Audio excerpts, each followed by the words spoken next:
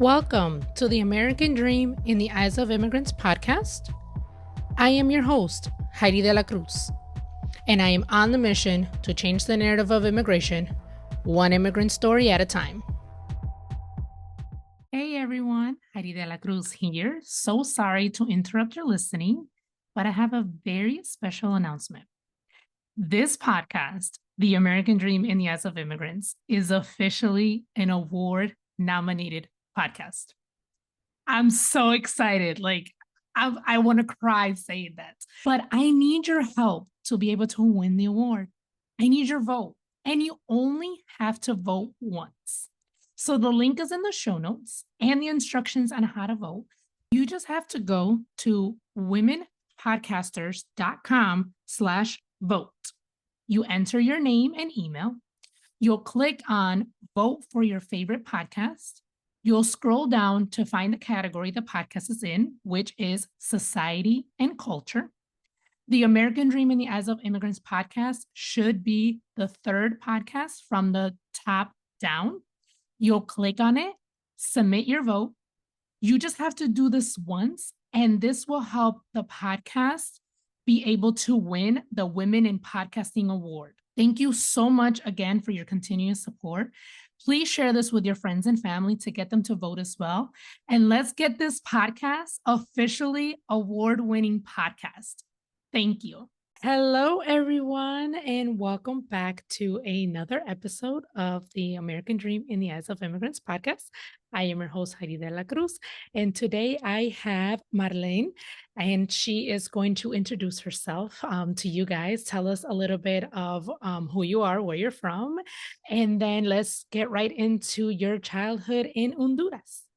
Yes, of course. Thank you so much for having me. My name is Marlen Lane, and I was born and raised in the beautiful country of Honduras. I immigrated to the US 6 years ago when I was 22 years old. So I'll share into a little bit more of my story of how that came about. But yeah, well, first and foremost, I'm a Christian. God is a big part of my life. I'm also a singer, songwriter. I get to be a worship leader and serve at my local church. I also work part-time there. And then the other part-time of my time is usually occupied by volunteering with youth, or this year, very new to me, I've started doing speaking engagements and podcasting and writing in blog form. So those are very, very new, but I'm getting still used to just sharing that that's also a part of, kind of what I do. But yeah, I'm happily married to my husband, John. We've been married for 6 years, and I live in Charlotte, North Carolina. Wow, so much. Well, thank you so much for introducing yourself. And I would love to touch on each and every one of those because I'm a writer at heart. And, I've been blogging for, over 10 years now. It's been so great. But first, let's just get started with childhood in Honduras. Yes. So every time I get this question, the first thing I think about is it was very joyful. Filled. I was very privileged to live and grow up in a Christian home where my mom really taught my siblings and I just from a very young age to be just what family is. So really, really close-knit family, super, super, super close-knit. My siblings are my best friends, even to this day as adults.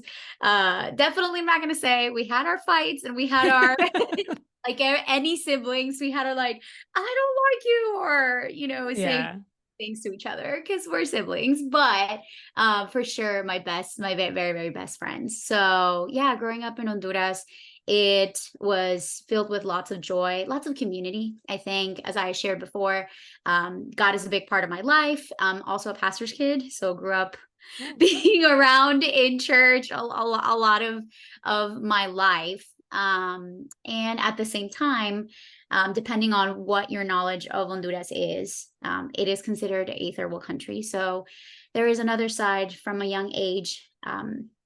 I was exposed to a lot of death, a lot of gang violence, unsafety and government instability, just a lot of things that do come with that narrative that a lot of people are aware of. But nevertheless, just a home filled with lots of love, very, very community minded. Values of family and community, I think, are the strongest for sure that I grew up with growing up in Honduras.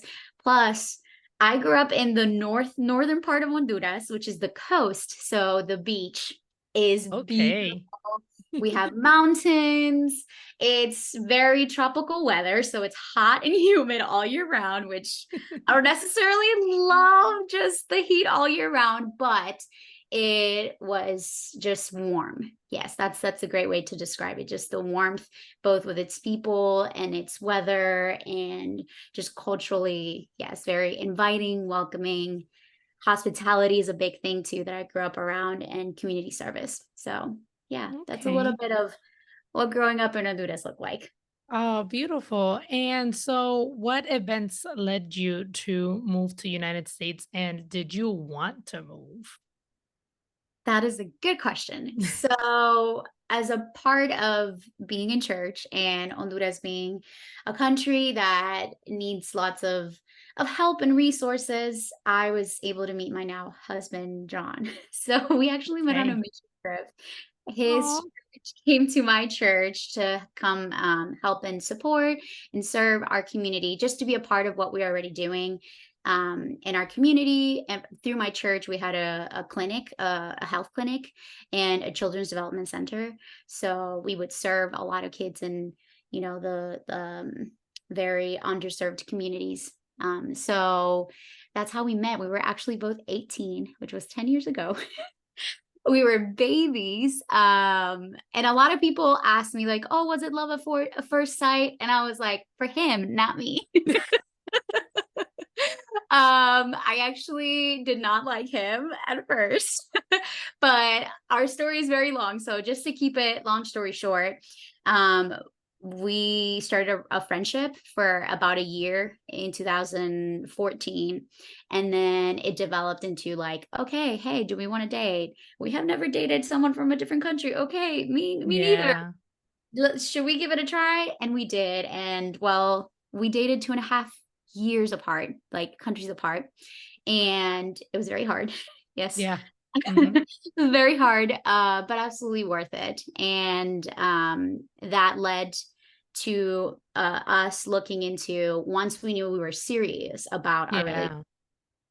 we were like, okay, do we want to get married? And the answer was yes. If we don't want to get married, the next question is, where do we live?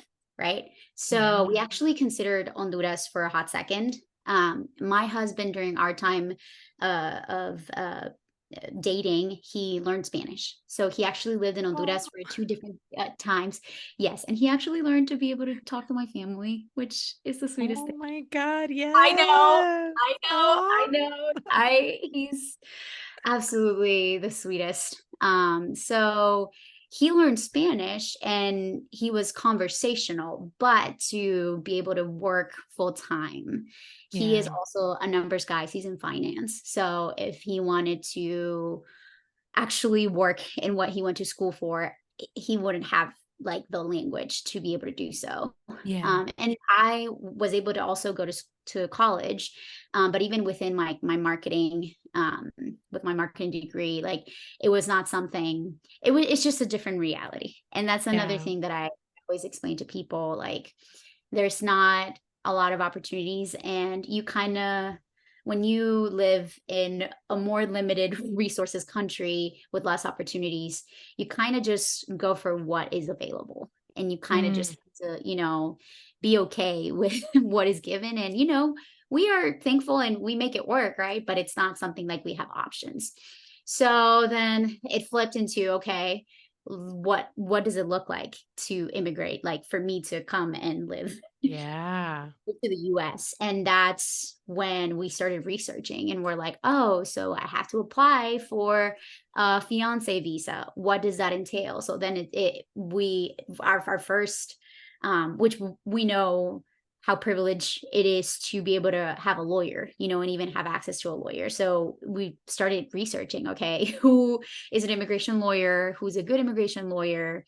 His dad, thankfully, had a friend that's a lawyer, and he started inquiring, like, do you know anyone that is well versed within the immigration conversation? Yeah. Because that's another thing. When I know I have even friends who are immigrants themselves, and finding a good lawyer in itself is hard. Unfortunately, So yes. unfortunately, there are horror stories, and I do know people, and there are people in my life that have had the unfortunate experience of having terrible lawyers. But I was fortunate to be able to find a good one, and so that led to us starting the immigration process.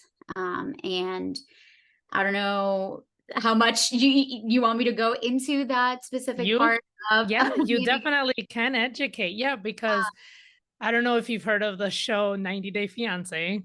Oh, yes. Yes. Okay. So I we have watch feelings it. about it because Okay. I went through that. I Yes. think it's very fabricated in many ways. In other ways, like, I think the bullet points of, like, yeah, you are required to be here for 90 days, you know, but it also depends on the country that you come from. And I think that even the 90 days, Oh. yes, it does. It changes the wait, Oh. the application process, how rigorous it is. And that is something that actually our immigration lawyer let us know, that And now you're educating me and the audience because I had no idea. look, yes. It is a different process. So it does depend on the country of origin, which is there's layers that come with that, right? Yeah. When it's from Latin American countries or African countries, it's longer wait times. There's a more rigorous and more steps Yeah. in, you know, Gotcha. especially from countries where there's a lot of influx of immigration to the southern border. So Yeah. that's another reason why there's a lot of Hondurans. And I mean, if we talk about, you know, what the news and how people paint it, and, you know, it's a very, how can I say it? It's shown in a way that it's not great. Let's just put it that Yeah. way. It's just negative. Yep. And It's that's in a why. negative light without really a care of why people are immigrating, you know. Yeah. Yeah. But anyway, Yeah. yes. So tell us about your process. Yes. So the process, we talked to our lawyer, then we started gathering documents. So to immigrate to a new country, it's lots and lots of documents, birth certificates, police records, which that's normal, right? When we do a lot of processes, but it is collecting a lot of data. It was over 100 pages of Oh, documentation. man. So it's very rigorous, very detailed. So it took gathering. Once we filed, then it's the waiting time. And they just give you a window. It's very, like, it could be as early as 8 months to maybe a year and a half. And for some people, it's even 2 or more. So we were trying to plan a wedding while doing the immigration process. So Wow. I marry those two, trying to plan a wedding from overseas. It's a whole different ballgame. I am very fortunate that my mother-in-law and I have a beautiful relationship, and she supported my husband and I with like this process. I was the first to immigrate in my entire family. So there was no footprint to anything. So we're all just learning all of this for the first time, in the same manner that his family is, like, we're all doing this together. And we're like, we don't know what is happening. We're just figuring it out. We're just doing what the lawyer says, gathering all the things that we need to. So long story short, I waited close to a year. So within that timeline, we gave ourselves a little bit of room. We're like, okay, we were told that this is the timeline. Let's give us maybe 3 months after that and set a date for our wedding. So we set our date for October of 2017. And during that time, we were thinking, oh, that should be more than enough time. Yeah, no, it wasn't. So when you go through the immigration process, you have to be approved on the country of origin, and also have to be approved by the USCIS and the immigration, the immigration system in the US. So first, we have to get the approval. We get approval from both, and then the interview process starts. The interview process is one of the scariest parts of this, of having to go through the immigration process. It's where you have to basically prove your relationship, that it's legitimate, you know. So they're very specific of like how many times, like you go through your whole dating history. You have to bring proof of like text messages and proof of emails, photographs, like all the things within that. So we had to gather our whole relationship, which is also very vulnerable, because you know you have to put like very like private stuff out there. But you do it because you want to be able to get through the process and validate that this is a legitimate, you know, relationship. So we were able to do that. And after we set our date for October, and I had my interview, then they said, oh, you should have your passport with your visa stamped, and it's a one-time entry stamp. So it's like the next part of my life is contained in this passport. So waiting for the passport to arrive. And after the time they've given us, it didn't arrive. So then we start worrying. We're like, oh no, it's not here yet. Okay, we have 2 more months. So then we started emailing back. We would call, to the point that they stopped, the embassy in Honduras stopped answering our calls, because they like knew. Yeah, like they literally did. And we proved this because my husband would call from his cell phone number, and then he called from his and they would never pick up, like never. And then he called from his work phone number, and they picked up, and then they were like, oh, actually it's still not ready.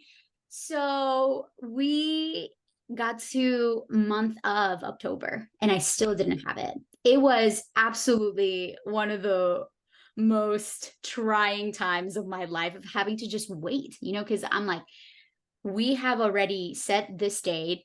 At that point in October, my family, those who were able to travel and had a visitor's visa, were able to leave. So I was 2 weeks before our wedding, and we were like, okay, if I don't get it this week, we're going to have to change all the plans. And when it's internationally, you know, it's harder because it's expensive to, you know, my family doesn't have the means to be able to just get plane tickets whenever. So we had all like family visiting from different places, and I didn't get it in time for what the plan that we had. So my husband's family, my mother-in-law, went to her congressperson in, they live in West Virginia. So they reached out to like, hey, can someone potentially help us, the embassy in the US, with the Honduran government? Because the issue was with the Honduran government not giving me my passport, issuing my passport. So I was going to ask, like, did you ever figure out why it took so long? The processing times, like it was just in a stack. There was not a specific reason. It was just like there, and it's like, oh, you know, it'll get to that when it needs to get to that. And yeah, so they had to get a congressperson involved, and then they called the Honduran embassy. This was the week of, we're at my wedding week. We were supposed to get married October 21st, 2017, and this was that Monday before, on a Saturday. We got married, and they finally were able to get a hold of the embassy in Honduras, and they were like, okay, fine, we'll send it, we'll process it. They processed it in 1 day. in one day. So on Tuesday, I get a call from the embassy saying, we have your passport ready. Do you want us to send it to you, or are you going to pick it up? So to give more context, the US Embassy is 7 hours away from my hometown. And that's like the only place in the whole country where you can go do these legal process, like for immigration. So I'm like, well, I can't go there. And they're like, okay, we'll send it via airplane. The next day, this is when you can pick it up. So then it gets there Wednesday, because it took an entire day for it to arrive to my hometown. And one of my uncles, he wasn't able to go to the wedding. So he's like, I'll take you to the airport. So on a Wednesday, he took me, so it's the airport, the main international airport is 3 hours away. So we had to make our way. He drove as fast as he could. But yeah, long story short, I made it Friday morning. And that day I was just like catching my breath. And it's like, oh yeah, we're getting married tomorrow. And if anything that we had previously planned didn't happen, we don't care. I am here and we're getting married. And that's all that matters. This is a movie. It truly was. It truly was a whole movie. But yeah, I was able to immigrate. And I think you asked before, did I want to immigrate? I think a part of me did want to. However, I was not prepared for what being an immigrant really entailed, you know? Ooh. And then the aftermath of like, okay, we got married, we go on our honeymoon, it's all colored roses, right? It's beautiful, it's everything we wanted and more. And then we go back to our apartment, and then reality sets in. I'm like, oh wait, I hadn't had time to process anything, right? Because I'm just like just waiting on this immigration process, thinking wedding. I hadn't even processed, oh, hey, I'm going to leave everything that I know. I am about to leave my whole family. Your whole life is about to change, you know? So I will say about month 3 that I've lived in the US, it hit me. Everything was like, oh, wait, this is different.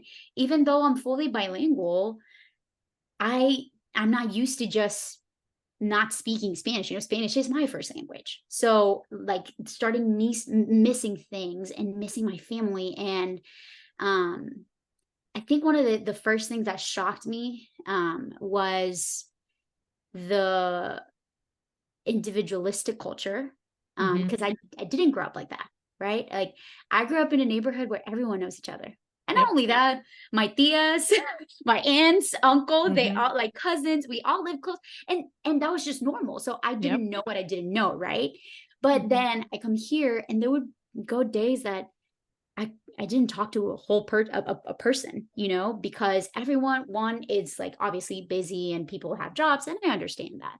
But what surprised me is that people go out of their way to avoid each other, neighbors. And I was like, oh, well, that's interesting. I don't know how I feel about that. But yeah, I think that was the first cultural shock, that it was like, oh, this is how it is here. Yeah. And that's hard, you know, to come to that realization, like it's not how it used to be. You know, it's not that everyone knows each other. There's this community. Everyone takes care of each other, you know, within your neighborhood. You know, every person, you can name the people within like every household. And there's this sense of, you know, you can go visit whenever, basically. Yeah. Just show up. Hey. Or my mom calling one of my tias, hey, do you have sugar? I forgot. I'll go to the grocery store later this week. I'll pay it back. You know, just things that, because I grew up with that being normal, it was like immediately like I saw the difference. I was like, oh wait, people actually like try to avoid each other. It's like, no, you'll see them in their cars and like trying to run into their apartments. And I mean, there's even whole memes about that, right? There's memes about like, oh, when you see your neighbor and then you pretend that you're doing something so you don't have to like engage. For me, it's just like we're missing out on a lot. I think we're missing out on a lot of life, and we're missing on like the potential for community.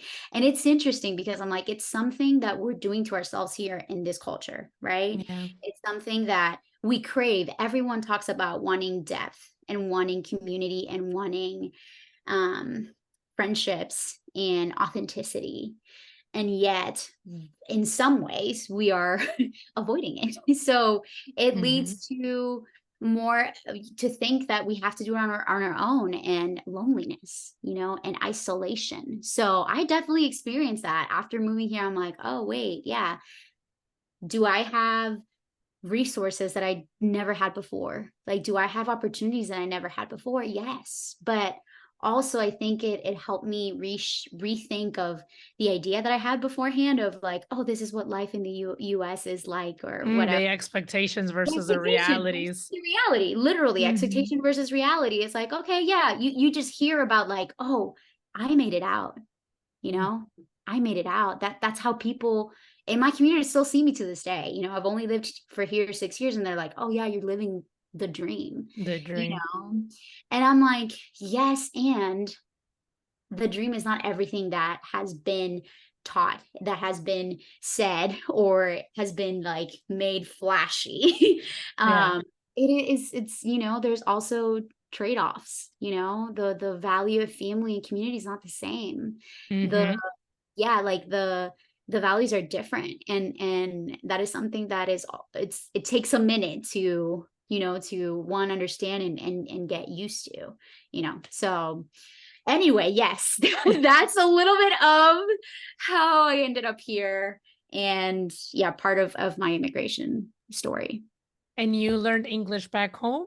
Yes, yes. I Okay. learned English back home since I was in kindergarten. You asked also like, how was life? To give a little bit more context with my personal experience, I grew up middle class in my country.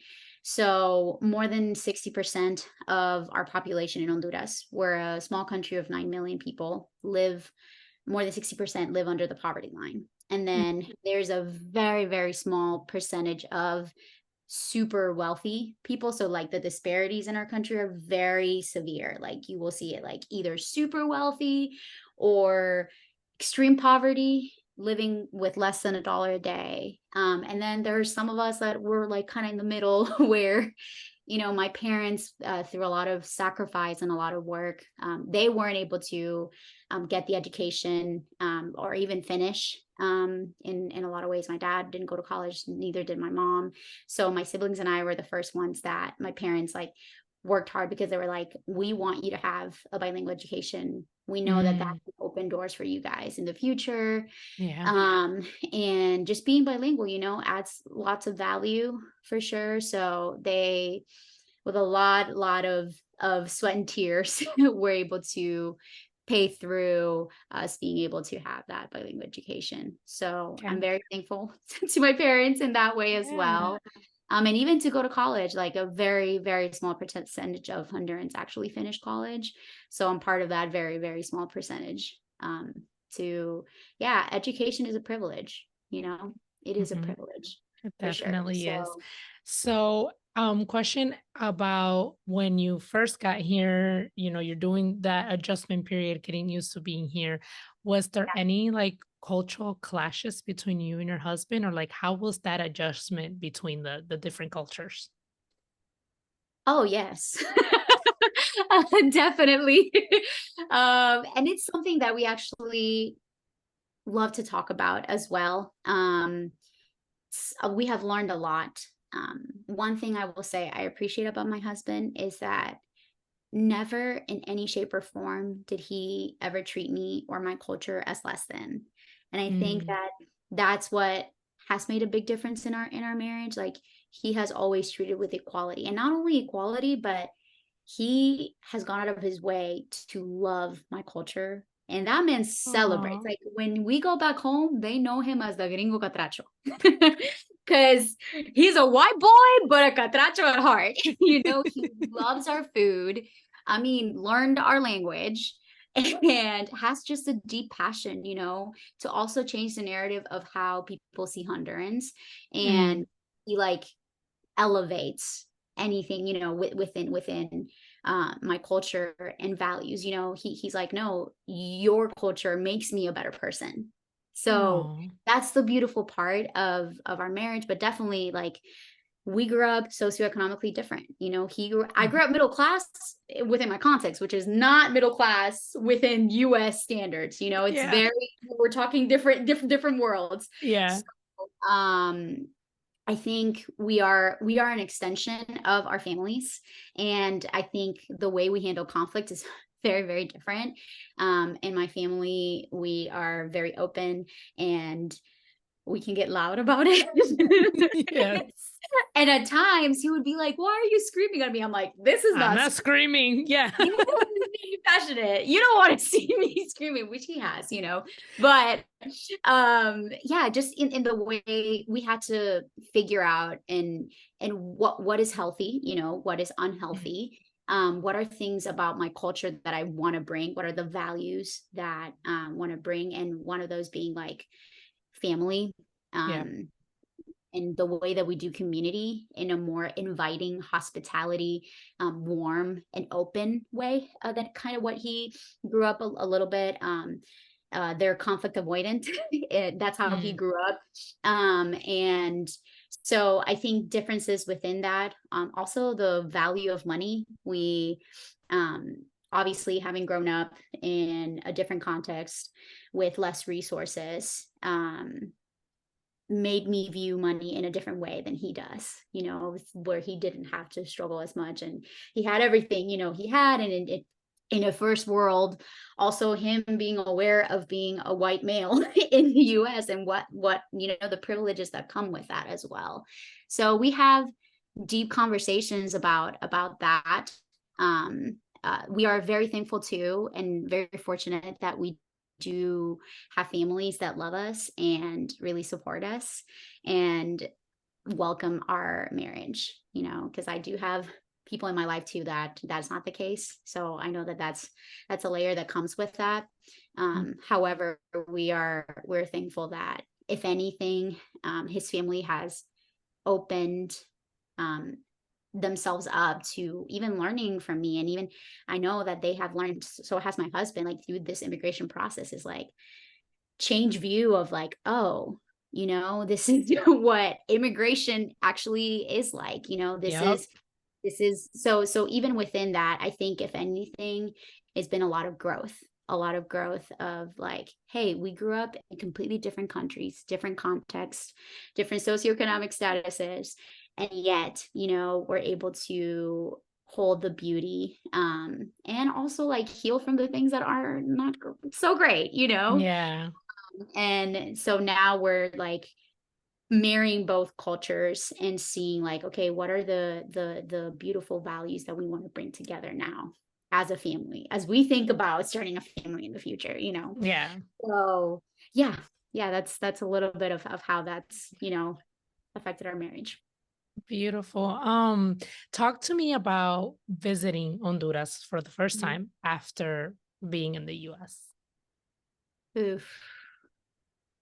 So, you know, when you're removed from everything that's familiar to you, you're not able to see some things, right? Hmm. So after living here, I was able to visit Honduras almost after 2 years.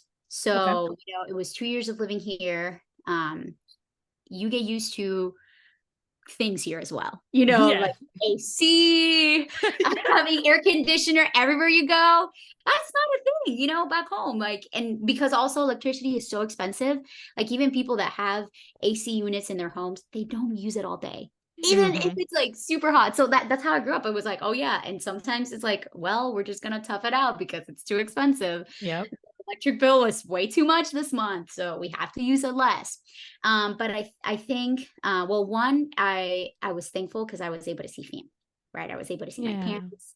My parents still live there. My brother lives there. At that time, my sister still lived there.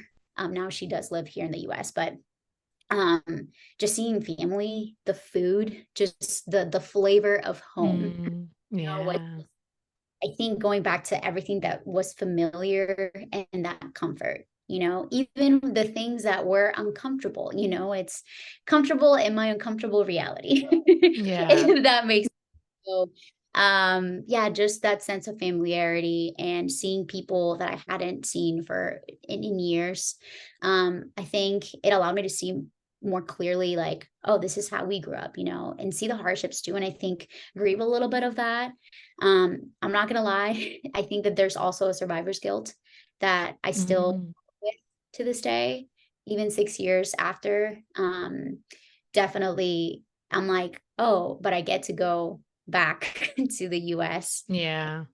the comfort that now I really live in, and the privilege that I now hold. So I think the survivor's guilt too of like, oh, but they have to stay. I can't bring them with me as much as I want to. So there's definitely the both, and I will say, like, the beauty and like, this is home, and at the same Hmm. time, like, oh, but I'm building a new home somewhere. Yeah. It's both like celebratory and grieving at the same time, and then coming back home here is always hard, because Yeah.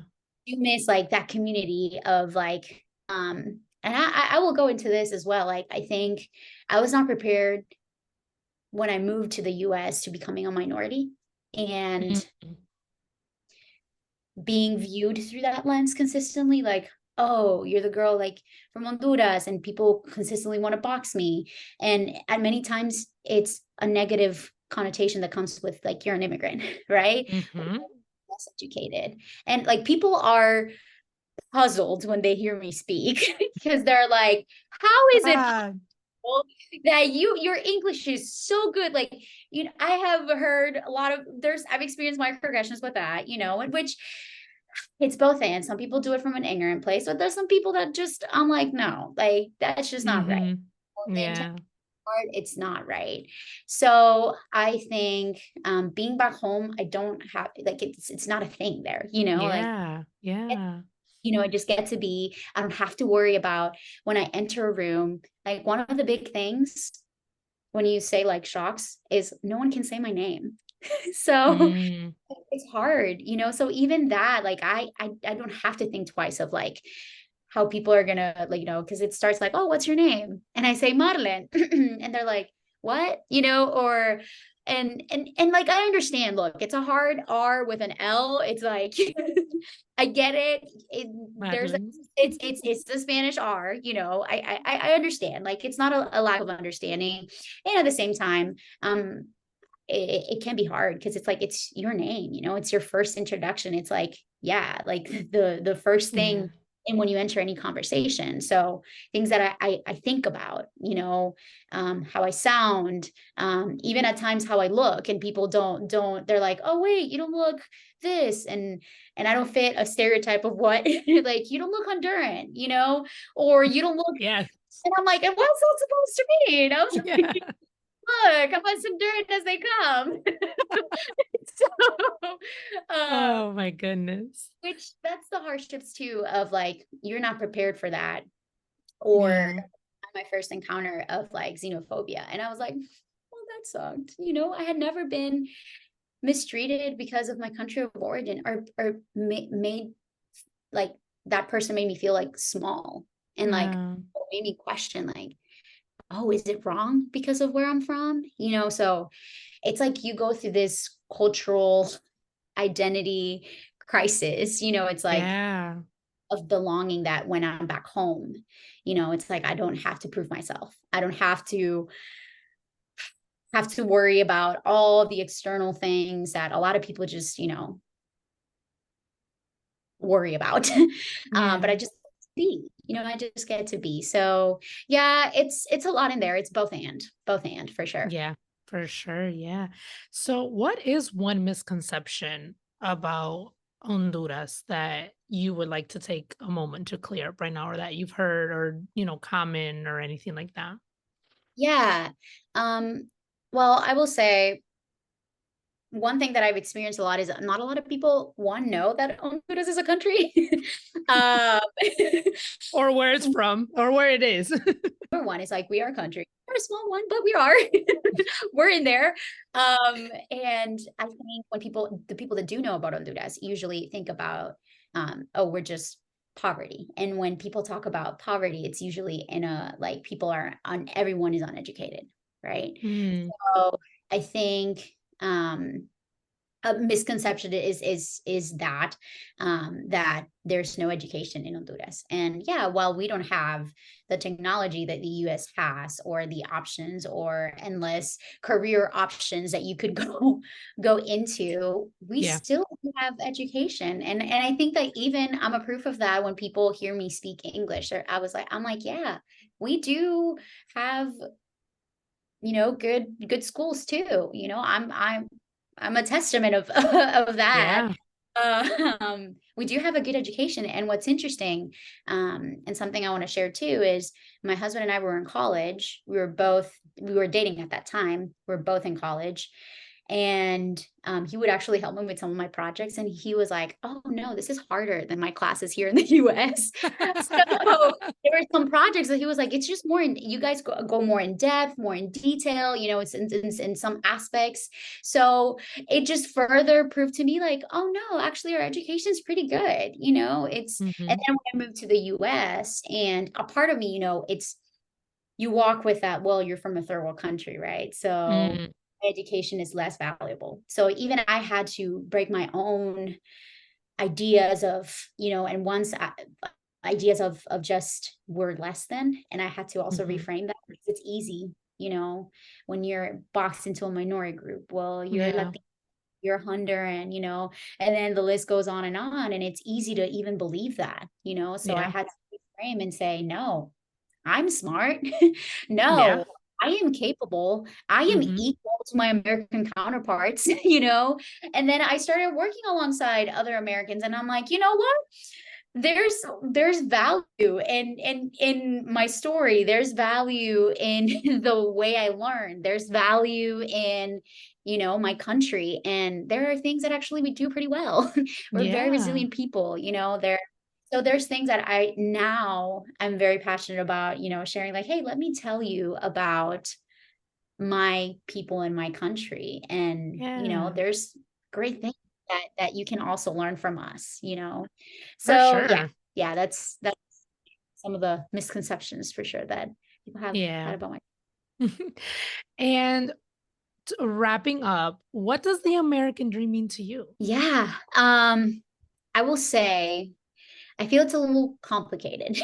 Mm, I think and I shared a little bit before, like before, like, expectation versus reality kind of thing, within, like, what the American dream, like, I 1000% um um very considerate, and I'm aware that there are options, that there are resources, that there's opportunities. Like, I can't deny that there's a safety that I didn't have before, like growing up in what here would consider the hood, like, just, I lived close to 5 minutes away from one of the largest gangs in La Ceiba, in my city. So, there's a lot of unsafety that you grow up around with. So if I think about, like, safety is one of the words that comes with, like, American dream. But I will say, like, on the other hand, I just think that there's also this idea that money and moving to the US is going to solve everything, you know? Um, but I realized that all these things and material things that I do have, and these options and access to resources, didn't they cannot bring ultimate fulfillment and joy. And but if I rely on that alone, it can end up feeling, empty. So it's about, now what I've learned, like, within the American dream, it's about what we do with these things, these opportunities. So I try to take a step back and see what God has blessed me with and how I can use that to bless others. So right now it looks like paving a path for my parents to spend elderly years with us in the States. Oh, It also looks like using the resources that were made possible here to bring opportunities to others here and back home in Honduras. So the American dream now looks like for me and my husband is like, how can we give back? And it's been really cool now that every time that we try to go back to Honduras, we always are intentional in how can we bless people here, yeah, yeah. because I know what it is like to be on the other side. And it's like, how can we be a bridge now? So that's, if anything, I'm like, I'm on the other side, yes, there's a lot of great things and I want this for you. And yet I know that it can't be possible. So how can I be a blessing and a bridge for you with providing resources, with how can we tangibly, use our finances to bless others? So yes, I will say it's both and. I think that's Yeah. the whole idea. Yeah, both and. Okay. I love that. Oh my gosh. Thank you so much for just sharing so much. I learned so much, and thank you for you and your story. And if there's any way that people, or how can people connect with you? Is there any music that they can listen to? Where can they find your blog, your website, all of the good stuff? How can people support you and get in contact with you? I will say the easiest way to contact me is through Instagram. So you can find me as Marlen, Marlen, underscore Sarai. That's my middle name. Yeah. Marlen Sarai. And that's where a lot of the things I share my life, my personal life, but I also share the projects that I'm currently working on. Music wise, you can find me on Spotify.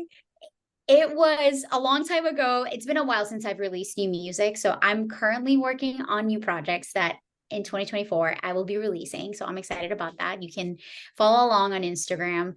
And right there on Instagram, I have a link tree that if you are interested, you can go to Spotify and listen to all the things. I have a podcast also. I have my Spotify, YouTube, and all the links there available. Yes. Okay. I didn't know you had a podcast. What is your podcast about? What is the Oh, name? What? yes, which by the way, I will have to have you on. So Oh, just yes. making the official invite right now. Uh, Okay. I am co-host of a podcast with a friend, and it's called the Love Well Podcast. And we Oh. actually, and this is crazy, like I love what you're doing with sharing stories because it's just so honoring and dignifying of people on bringing, to this conversation of immigration, to changing the narrative of that Yeah. and disarming it in a shape or form, to say like, there's real people behind these conversations. Here are their stories. Yes. So actually we have a similar heartbeat with it's not about immigration just in itself, but right now we're talking about immigration and sharing Oh. stories of personal friends and other people that have immigrated. So yes, it's called the Love Well Podcast, and our heart is for people to walk alongside us as we have conversations. What does it look like to love well our neighbors? What does it look like to love well Mhm. our family, our communities? How does that look like? Yeah. Yeah, So I love that. I will include all your links in the show notes and in the descriptions. And Marlen, thank you so much for your time, for sharing your story, for what you're doing, all your projects, for being a bridge back for the people back home. And God bless your heart. God bless your projects. God bless your life and everything that you're doing. Any last words, any words of encouragement? I mean, you've said so many beautiful things, but any last words that you want to leave the audience? yes, for anyone that one is an immigrant, I just want to say that your story matters and who you are matters. Don't make yourself small, because I think even in the last 6 years of learning what being an immigrant is here and still trying to make this feel like home, I made myself small in a lot of ways. I didn't Mm, pursue a lot of things that I know I had the ability and capacity to do, but I think fear and just like outside voices kind of muddled that. So I would just encourage anyone listening, and even if you're not an immigrant, I think that your story matters. And yeah, I think that that's something I would like to share. beautiful. Thank you so much. Yeah, no, thank you, Heidy. Thank you so much.